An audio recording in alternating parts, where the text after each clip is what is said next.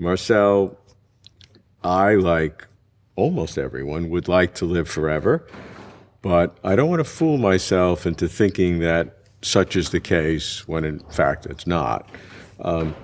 As a theologian from the Christian tradition, tell me your view on immortality, and particularly, does it involve a personal kind of consciousness? I believe that in Christianity, immortality is a central concept for two reasons. The first reason is that we believe that God somehow relates to us in a relationship of love. And to take an analogy, if we love a person and we would be able to keep that person alive, we would do so. So it would be very difficult to understand how God, if God loves human beings, can let them be annihilated, be lost forever. For that reason, I think we should believe in immortality.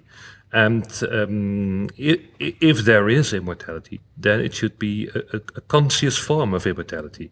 Why? In order to sustain a relationship of love, human beings should be conscious. The other reason why I find immortality important in Christianity is that some lives are cut off at such a state that people haven't really had any chance to make anything of their life. For instance, a child born with a serious disease and dying before it was even able to speak. That life wouldn't have had much value for that particular child. Now, believing in the goodness and the omnipotence of God, I cannot believe that God accepts that there are lives that don't have any value in themselves. What I do believe is that there should be a future for these children beyond this life, so that if you look at the whole of their lives, the part before death and the part after death, these lives will have been worthwhile to these children themselves. But this means that these children should be conscious, because if they wouldn't be conscious in their afterlife, they wouldn't be able to judge that their lives would have been worthwhile. So the assumptions needed are, number one, there is a God. Yes. Number two, that God is love. And number three, that God has sufficient power to do this rather miraculous thing, right? Yes. I don't believe in immortality because immortality is important for me personally. Of course, to exist, to continue to exist beyond this life would be nice. But as it is now, if I would drop dead right here and now, my life would have been a fulfilled and happy existence, and I would be grateful for it. What I do believe is that it is a consequence. Belief in immortality is a consequence in the belief in a good and omnipotent God, combined with the fact of evil and suffering in the world. How then would immortality work?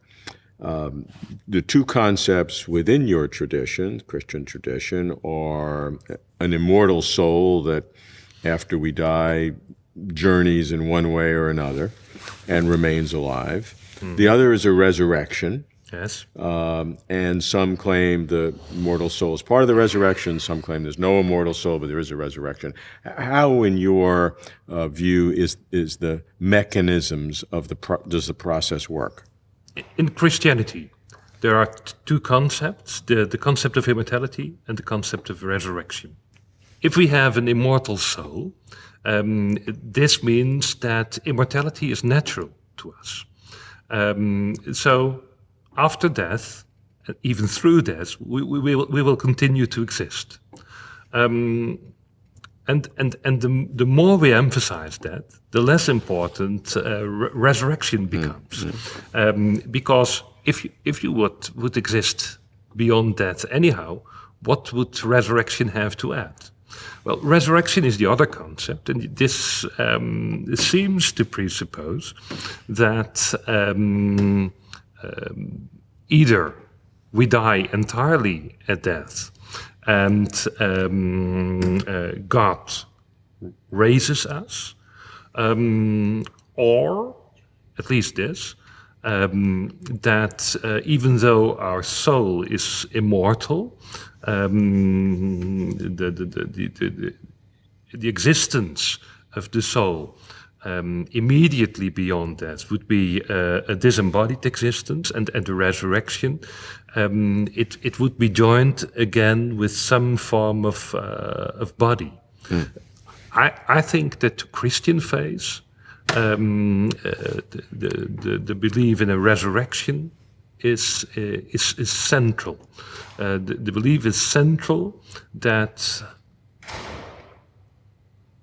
the life that we will receive beyond death is not something natural, but is a miracle that God performs by His grace.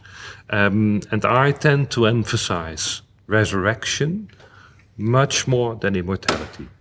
And if I would be a naturalist, I wouldn't know if I would believe in immortality. There are not many natural reasons to believe so. But seeing that Christ has risen, I do believe in the resurrection.